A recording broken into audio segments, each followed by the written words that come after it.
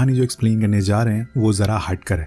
ये आपको हंसाएगी, रुलाएगी और बहुत सारा सर्वाइवल मसाला भी देगी। तो चलिए शुरू करते हैं। कहानी शुरू होती है पर्क नाम के आदमी से जो अपने नए घर में शिफ्ट होने वाला है, लेकिन उससे पहले वो अपने सामानों को ऊपर चढ़ाता है।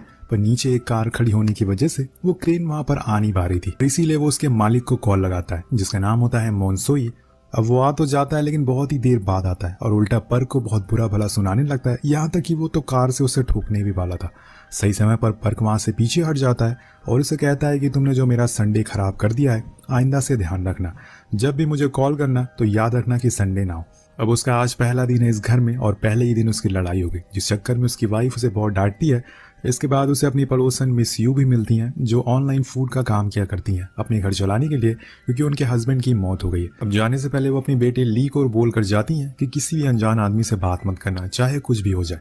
उधर सामान शिफ्ट होने के बाद पर्क बहुत ही खुश होता है। वो फाइनली अपने खुद के घर में आ चुका है जो उसका हमेशा से सपना था। उसका पूरा परिवार बहुत खुश था, लेकिन यहाँ एक थोड़ी अजीब चीज होती है। जब भी उसका बेटा अपना मार्बल जमीन पर फेंकता है वो एक ही दिशा में जाने लगता है। अब ये देखकर उसे एक बार ख्याल आता है कि कहीं ये बिल्डिंग एक तरफ झुकी तो नहीं है, लेकिन वो इसे इग्नोर कर देता है। अगले दिन उसे ऑफिस जाने से पहले वो अपने लिए एक जिम ढूंढने के लिए जाता है जहाँ पर कोच कोई और नहीं बल्कि मोनसाई होता, जिसे देखकर वो वहां से भाग जाता है क्योंकि उसकी तो शुरुआत से ही उसे नहीं बनती, और अपने ऑफिस आ जाता है जहाँ पर वो सभी को बताता है कि मैंने अपना नया घर ले लिया है और इसमें शिफ्ट भी हो गया हूँ। लेकिन जब वो उसका एड्रेस बताता है तो सभी लोग हैरान हो जाते हैं क्योंकि वो जगह बहुत ही पुरानी थी, खासकर उस जगह का क्राइम रेट बहुत ज्यादा था। लेकिन पर्क उन्हें कहता है कि ये सब सिर्फ अफवाह है, ऐसा कुछ नहीं है, तुम लोगों को वहां पे आना चाहिए। तो वो कहते हैं कि ठीक है, नेक्स्ट वीकेंड हम सभी वहां जरूर आएंगे। पर यहाँ अभी तक उसे दिमाग में वो मार्बल वाली बात हटी नहीं थी, इसलिए ऐसे ही इंटरनेट पर वो टिल्ट बिल्डिंग के बारे में सर्च करना शुरू कर देता है, पर उसे कुछ खास नहीं मिलता जिससे कि उसे कुछ जानकारी मिल सके। घर जाने पे वो फिर से मार्बल को फेंक कर देखता है और इस बारी भी वो उसी डायरेक्शन में गिरने लगता है, जिसे देखकर उसे थोड़ी घबराहट तो होती है। वो सोच में पड़ जाता है कि कहीं वो सच में तो बिल्डिंग टेढ़ी नहीं है, लेकिन उसकी वाइफ ये बेकार की बातें सोचने के लिए मना करती है और उन्हें कहीं बाहर ले जाने को बोलती है। वो अपनी फैमिली को उस दिन डिनर पर ले जाता है, लेकिन वहां पर कितनी ज्यादा पी लेता है कि वो कैब बुक कर देता है। और वहां उस कैब का ड्राइवर कौन होता है, गेस करिए? जी हाँ, मोनसाई निकलता है, जिसे देखकर वो उससे पूछ ही लेता है कि यार तुम कितना काम करते हो। वो कहता है कि ये तो मैं पार्ट टाइम करता हूँ ताकि कुछ एक्स्ट्रा पैसे कमा सकूं।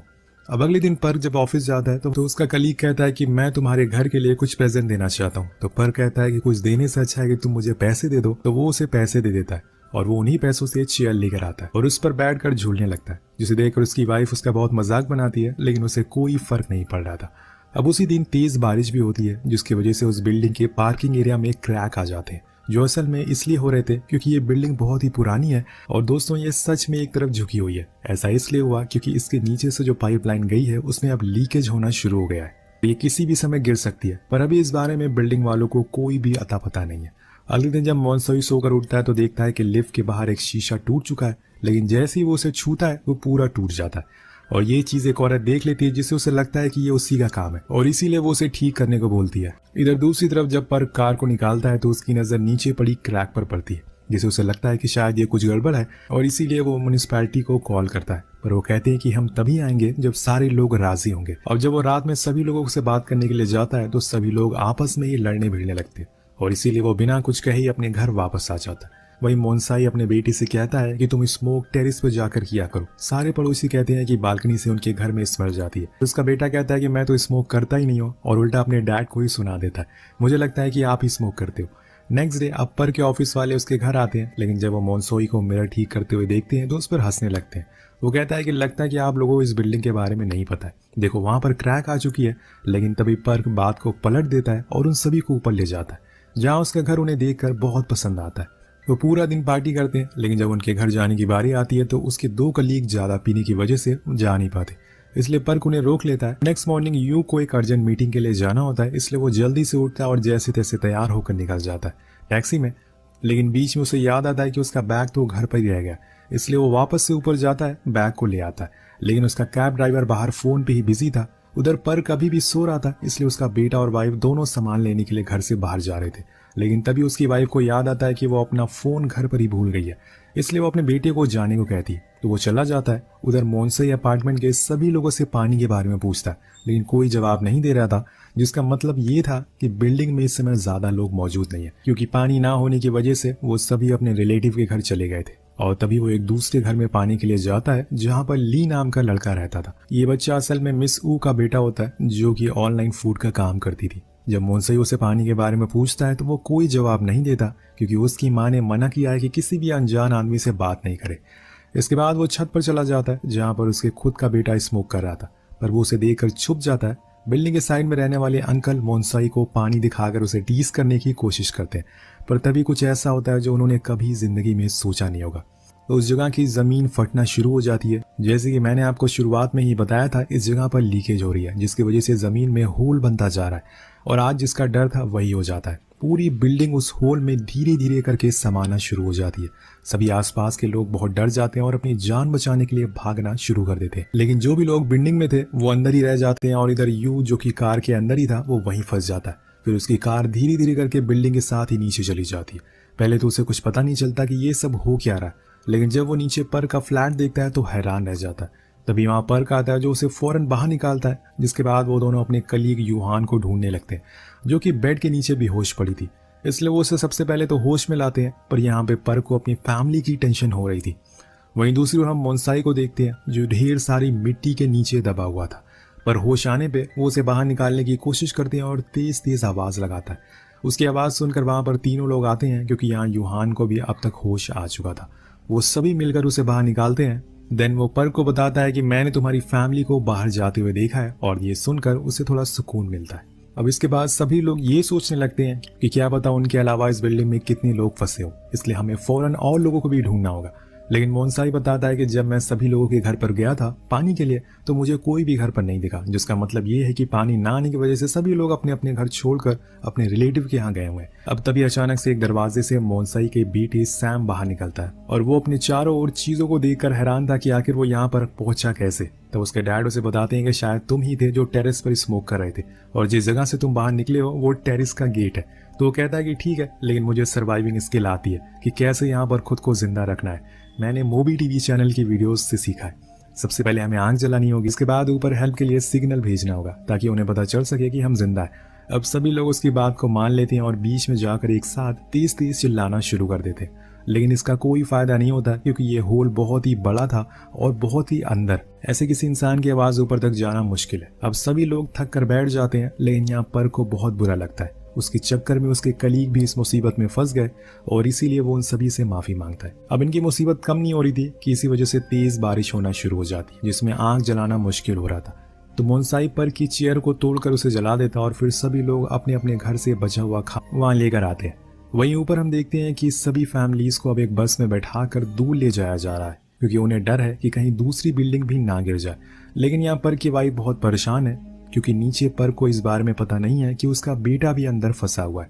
कुछ देर बाद रेस्क्यू वाले ड्रोन को अंदर भेजते हैं, लेकिन वो नीचे जाते ही डिस्कनेक्ट हो जाता है। तभी पर उस ड्रोन को देख लेता है और इसमें लगे कैमरा में सभी की रिकॉर्डिंग करने लगता है क्योंकि ऐसा लग रहा था कि जैसे कोई उसे ऊपर से देख रहा हो। इसके बाद रेस्क्यू अपने कुछ और लोगों को नीचे भेजने के लिए मान जाते हैं, लेकिन कुछ ही गहराई पर जाते ही वहां जमीन खिसकने लगती है और इसी की वजह से उस जगह की मिट्टी और गिरना शुरू हो जाती है। इसलिए सभी लोग फौरन ऊपर जाते हैं क्योंकि अंदर जाने में बहुत ज्यादा खतरा है। अब ये भी आइडिया काम नहीं आता, तभी अचानक से बिल्डिंग एक तरफ और झुक जाती है और सभी लोग नीचे गिरने लगते हैं। लेकिन यूहान सभी को एक वायर से बचाने की कोशिश करती है जिसमें ये बच भी जाते हैं, पर मोनसाई की बारी आने पर वो वायर टूट जाती है। वो जाकर मिट्टी में गिर जाता है और उसे बचाने के लिए उसका बेटा भी छलांग मार देता है। अब दोनों एक दूसरे की गर्दन को ऊपर करने की कोशिश करते हैं, लेकिन वो अंदर धंसते ही जा रहे थे।